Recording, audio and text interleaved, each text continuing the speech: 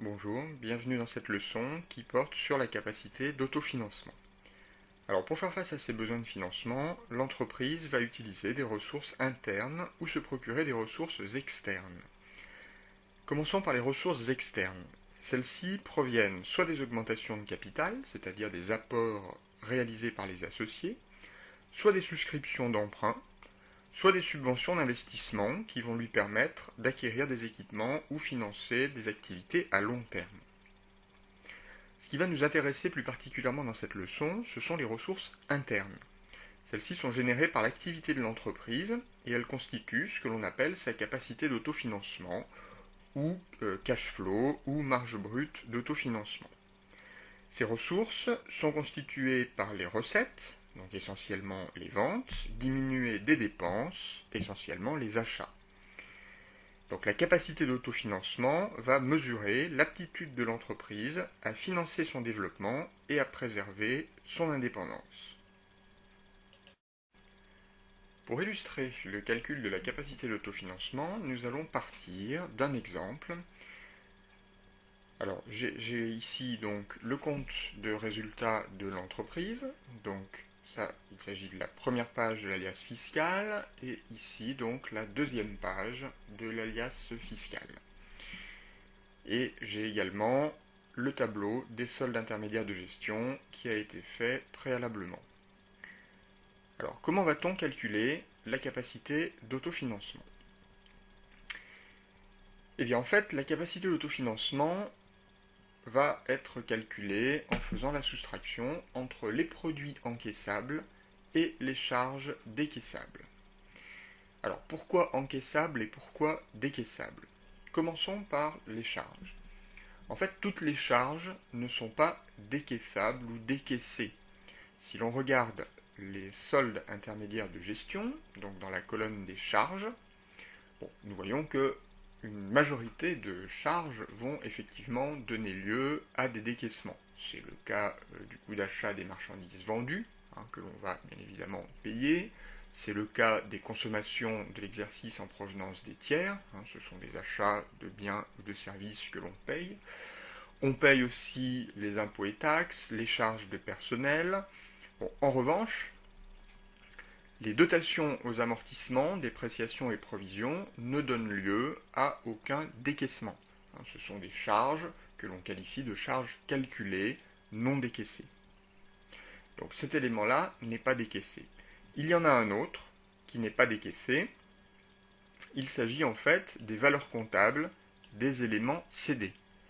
Ce poste correspond à la valeur nette comptable des immobilisations qu'a revendues l'entreprise pendant l'année, c'est-à-dire leur valeur après dépréciation. Donc ces éléments-là ne sont pas décaissés et ne doivent donc pas rentrer dans le calcul de notre capacité d'autofinancement. Donc nous prendrons toutes les charges, sauf les dotations aux amortissements, dépréciation et provisions. Et puis donc, le deuxième élément que nous laisserons de côté sera la valeur comptable des éléments d'actifs cédés. Du côté des produits, nous allons faire la même constatation. Tous les produits ne sont pas encaissés. Si l'on retourne dans le tableau des soldes intermédiaires de gestion, nous avons par exemple ici des reprises sur charges et transferts. Cela correspond en fait à l'annulation de dépréciation ou de provision. Ces produits-là ne sont pas encaissés, donc nous ne les prendrons pas dans le calcul de la capacité d'autofinancement. Donc les reprises sur amortissement, dépréciations et provisions. Et puis, il y a un deuxième poste qu'on ne prendra pas dans notre calcul, il s'agit des produits sur cession d'éléments d'actifs. Alors, cette somme-là correspond en fait à la valeur à laquelle l'entreprise a revendu des immobilisations en cours d'année. Cette somme est encaissée, puisque l'acheteur a payé, dans notre exemple, 25 750 €. Cependant, nous ne prendrons pas ce chiffre dans le calcul de notre capacité d'autofinancement de manière à annuler la totalité de l'opération qui est ici, c'est-à-dire la revente, la cession d'éléments d'actifs. Donc, par exception, je ne prends pas non plus ce poste-là, les produits de cession d'éléments d'actifs.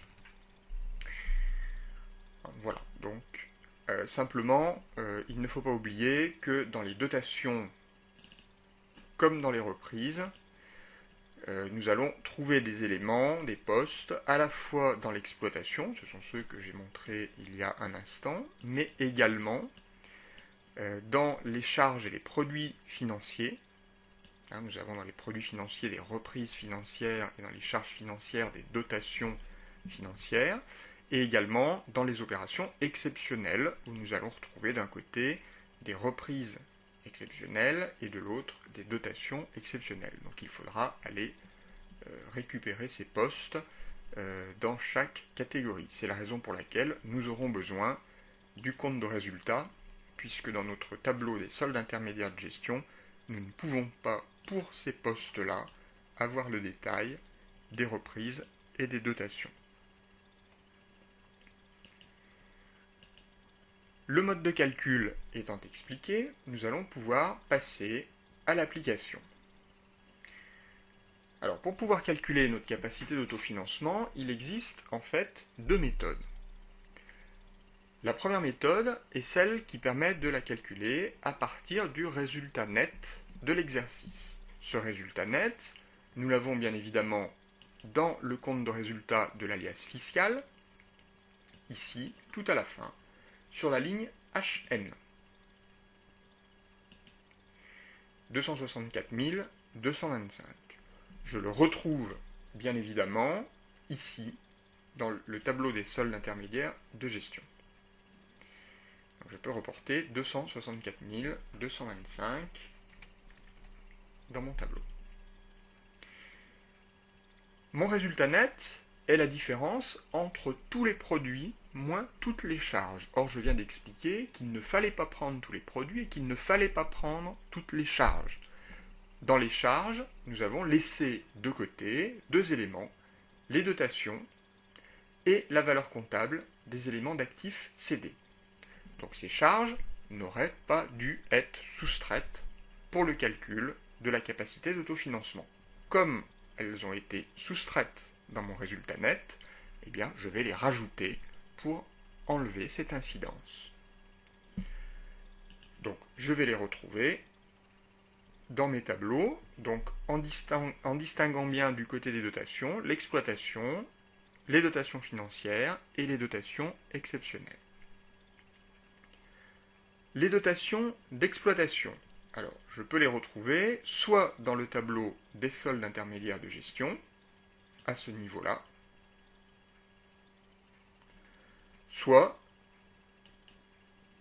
dans mon compte de résultat, à ce niveau-là, entre les lignes GA et GD. Donc, dans mon calcul, pour mémoire, je vais mettre ici de GA jusqu'à GD,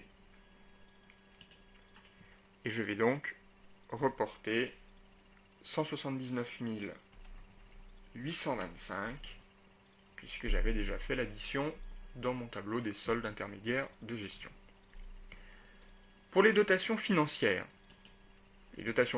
sont en fait incluses dans les charges financières de mon tableau des soldes intermédiaires de gestion. Donc je ne peux pas les retrouver ici.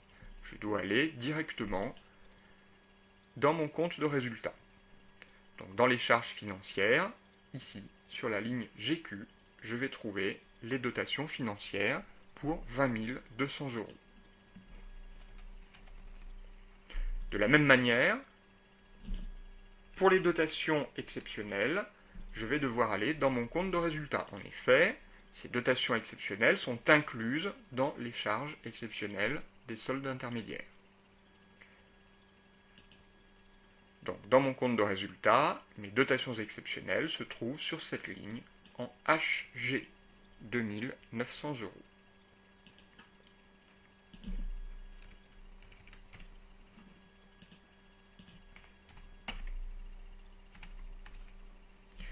Il me reste à reporter la valeur comptable des éléments d'actifs cédés que je trouve soit dans mon tableau des soldes intermédiaires de gestion, ici sur la dernière ligne, soit dans mon compte de résultat, ici, dans les charges exceptionnelles sur opération en capital, ligne HF, 18 150.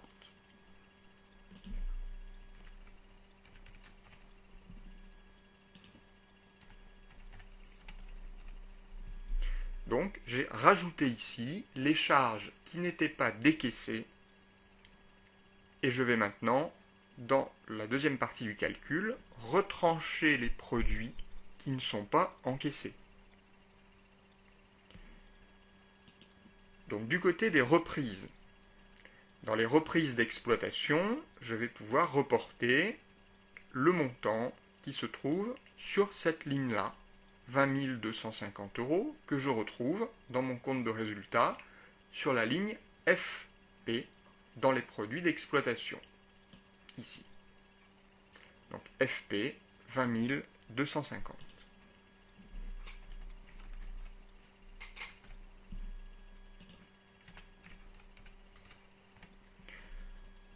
Pour les reprises financières, c'est la même chose que pour les dotations financières. Le compte de résultat va devoir être consulté puisque les soldes intermédiaires de gestion ne me permettent pas d'obtenir le chiffre qui m'intéresse.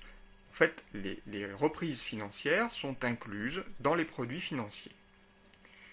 Donc, dans mon compte de résultat,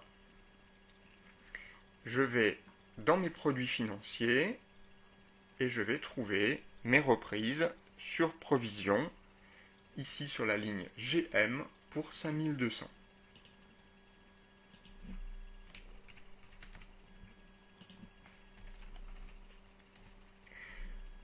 Pour les reprises exceptionnelles, c'est la même chose. Je vais dans le compte de résultat et je vais trouver ici, sur la ligne HC, 6500 € de reprises exceptionnelles.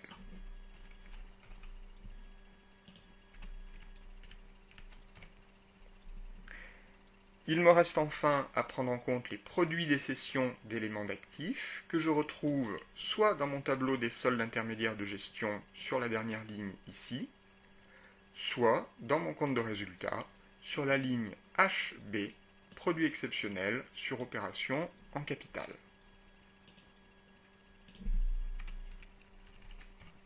Donc 25 750 €.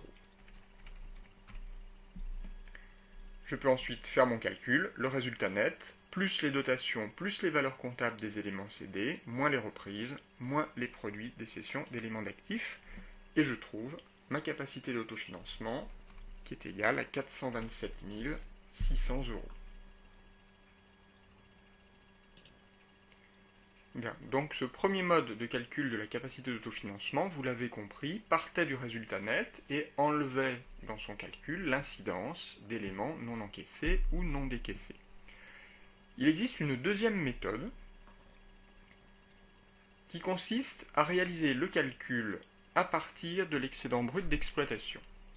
Alors pourquoi l'excédent brut d'exploitation? Eh bien tout simplement, l'excédent brut est ici, tout simplement parce que les éléments qui entrent dans le calcul de cet excédent brut sont tous soit des produits encaissés ou des charges décaissées. Donc c'est exactement ce que l'on veut. Simplement, il va falloir rajouter à cet excédent brut d'exploitation un certain nombre de produits encaissés qui se trouvent dans cette partie du tableau et lui soustraire un certain nombre de charges décaissées qui sont dans cette partie du tableau. Alors, quels seront les produits encaissés? Bien, nous aurons les autres produits, je laisse de côté les reprises, nous aurons des produits financiers, à l'exception des reprises financières, Nous aurons également des produits exceptionnels, à l'exception des reprises exceptionnelles et des produits des cessions d'éléments d'actifs. Et du côté des charges, eh bien, nous aurons les autres charges. Nous aurons les charges financières à l'exception des dotations financières. Nous prendrons également les charges exceptionnelles à l'exception des dotations exceptionnelles et de la valeur comptable des éléments cédés. Et puis nous soustrairons aussi la participation des salariés et l'impôt sur les bénéfices qui sont bien décaissés. Donc finalement, notre calcul sera le suivant. Produit encaissable moins charge décaissable. Nous faisons l'application. Donc notre excédent brut d'exploitation, il est ici 682 450 €. Les produits financiers. Donc sauf reprise, nous allons devoir aller les chercher dans notre compte de résultat. Donc les produits financiers sont ici. J'enlève les reprises qui sont sur la ligne GM. Donc dans mon exemple, il me reste 4000 plus 11 000.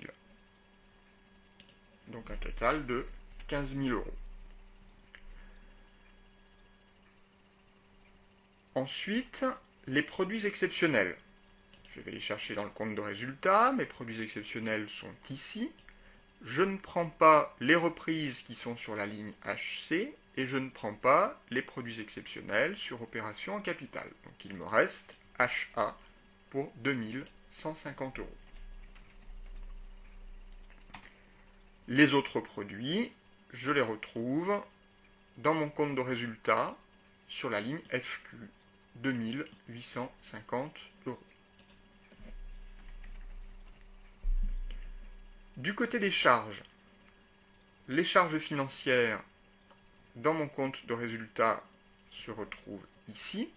Je ne prends pas les dotations et par conséquent, il va me rester deux éléments, les lignes GR et GS, pour un total de 30 300 €. Les charges exceptionnelles, je les retrouve ici dans mon compte de résultat. Je ne prends pas les dotations de la ligne HG ni les charges exceptionnelles sur opération en capital de la ligne HF. Il me reste donc HE pour 2000 €.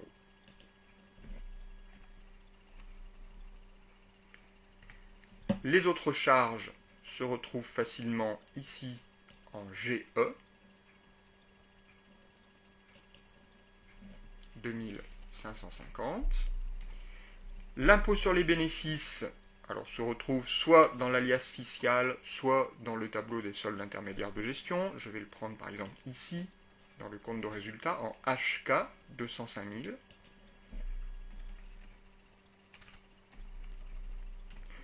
Et la participation des salariés se trouve juste au-dessus en HJ pour 35 000. Bon, ceci reporté, je peux faire mon calcul et je retombe bien évidemment sur la même valeur que celle trouvée avec la première méthode, 427 600 €. Donc concrètement, que signifie la valeur de cette capacité d'autofinancement? Eh bien, elle signifie qu'au cours de l'année, l'activité de l'entreprise a généré 427 600 € de ressources que l'entreprise peut réinvestir ou a peut-être déjà en partie réinvesti au cours de l'année. Donc bien évidemment, plus la capacité d'autofinancement est importante, moins l'entreprise aura besoin d'emprunter auprès des banques.